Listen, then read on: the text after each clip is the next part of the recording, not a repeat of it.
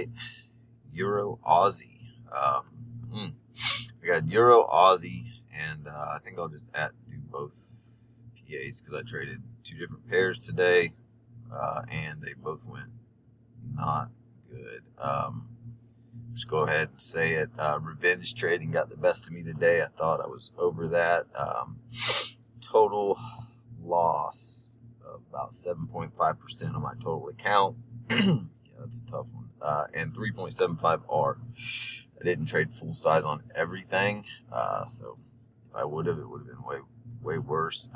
Just to get off the bat, I didn't have a plan. So yesterday I couldn't trade due to computer issues, so I didn't trade at all yesterday. And I think I was so anticipating yesterday that today I was like, okay, I got to find something I got to trade.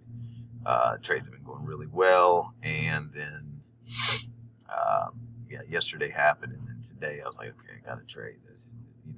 Let's get some R's. And I really didn't follow any plan. I didn't have my maximum loss and my maximum trades per day. All that went out the window. And this shows me I really need to refine that and remember that and look at that every day before I trade. Just have my plan together. But anyways, so not a good day. Like I said, it was Euro, Aussie, and USD Swiss. Look, there's 1, 2, 3 buy entries. Might as well do USD Swiss. So I was looking at correlation, doing my stuff like I normally do. Go through correlation, go through my pairs, strength numbers, fundamentals. Noticed that USD was showing strength across the board on correlation. So I was like, okay, that's good. Let's see what it does. And I was kind of watching this pullback. I said, okay, here's some sellers. My 15 minutes, we broke the highs of yesterday. Asia did. And then we were in London pulling back to New York. We broke the highs of the previous. I was like, okay, there could definitely be some momentum here. One thing I did notice was there was not much volume. Which I believe that has a big factor in this. Not much volume. So, with that said, this went up, pulled back. I said, okay, there's some sellers interested in this. Here's some sellers, pull back, sellers, pull back. I kind of looked at this as a V formation, but really, look at this on the 15 minutes. So I guess really what I did, I was doing this whole trade from the 5 minutes. I wasn't even really paying attention to the 15. So yeah, today is just a rough day. But yeah, on the 5 minutes, looks like we had this push down from this area, pull back, push down, strength, pull back with equal strength from here to here. But then it got choppy, and I said, okay, there's my V formation. I need to test. It was holding up in this area. I said, okay, well, I kind of said, this is my V, this is my test. We're holding. Let's take an entry. When it gets me, I saw this spike right here. I said, okay, after that spike, I entered. It came against me pretty quickly. Came back in, got up here. I was like, okay, that's interesting. Now it's up here higher. This might go. And I eventually got back in. As this was coming down, stopped me out, eventually got in again, and then closed the trade. So yeah, this one wasn't very good. With the correlating pairs, the momentum wasn't really there. Swiss franc was not playing at all on this group. So yeah, I need to really make sure correlation's there, volume's there. Also had volume up here,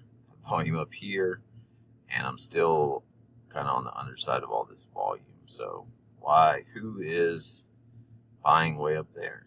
Where's my volume here? Why is it up here? So clues that I should have, I knew that. I even saw that and told myself that, but I guess I just wanted to get some trading in today because things have been going well. So that's not the reason to trade. So back on the Euro Aussie, try to keep this video not too stinking long. Euro Aussie, I saw this. well, let me back up. Let me go to my 1 hour because I was really looking at the hourly. So we had this big breakdown, this range, and then this push up with volume. I said, okay, nice push up with volume. We broke sessions and highs of days. Okay, and if this guy wanted to come back, we're down here. I got room to go. Right, so there's still room to play as long as I can get a price down low. So I noticed that. I saw this. We came down, got sellers. There was maybe some trap people in here of this range. This trap reacted. This would have been the perfect trade from here to here. But I was trying to trade these trap guys from the guy who started after I saw this on the 1 hourly this morning. I came in and saw this on the hourly, this last push for the sellers, and the buyers came in and ate it up, back up to the guy who started. Ranging here, slowly started to pull back on my 5-minute precision time frame at this trap area. That's kind of what I was doing. It was like an hourly 5-minute trap kind of thing. But one thing I did notice, but I didn't pay too much attention to it. I even wrote this looked like a set 1. We couldn't make a higher high. So this, if this was a set 2, it's going to need, technically it needs prices better than here. And if we get prices better than here, then we're down past the guy who started. So I'm not real quite sure with this one. Aussie news. Was watching correlation on this too, which is never really. Aussie was my main because I showed weakness on Aussie. So I was following the Aussie on this one. And Euro, I was kind of neutral. So I was following Aussie more. It never really showed me anything, and I just kept believing in it, down on my 5 minutes. It started to kind of roll over. Let me jump down there. I'm not going to spend too much time on all that because the main read was wrong. But my 5 minutes, guy who started came down to here, never made a lower low, never made a lower low. And as we came back, this was this versus this. Nice and fast. This was nice and slow, struggling. All these wicks down here in my trapped buyers area or trapped sellers area. Finally got in on one of these. Came back.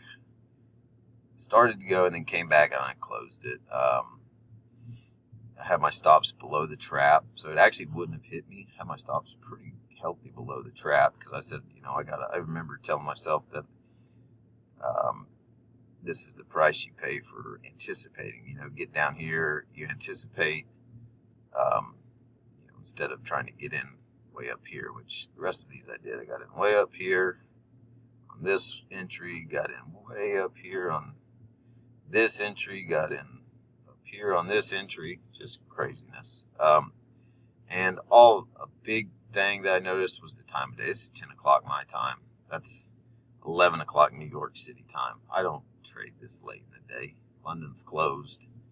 I'm usually in these zones from about 7 to 10, 7 to 9:30 is usually where my trading happens. So what am I doing way the hell out here? What am I doing? As soon as I closed this one, I switched to that other pair, the USD Swiss, because I was watching both of them. And that's when I entered that trade, and I went back to this trade, went back to that trade. So I was flip-flopping, just sloppy trading, not thinking, not looking at not necessarily the overall picture, but the fact that we did push up, pulled back 90%, almost 100%, no higher high. What am I trading over here? What is this? Volumes won't really support me. There's not much volume on this push up. There's lots of things against me, so I don't know what I was thinking trading so much, but I'm going to keep reviewing this and just try to hack my brain to say, what were you doing? Get your plan together, get your crap together, and focus on what you got to do, because 7.5% total account loss is insane for one day. It can be made up, and it will be made up, but not revenge-wise. And 3.75R total loss. Ugh, man. It can be made up. So this video's gone on pretty long now. Nice 10-minute, but it's two trades. Euro, Aussie. USD Swiss. That would be trade 15 and 16 or 14 and 15. I have to look, but yep, long video. If anybody's watching, awesome. If you're watching, rewatching this, focus, dummy. All right.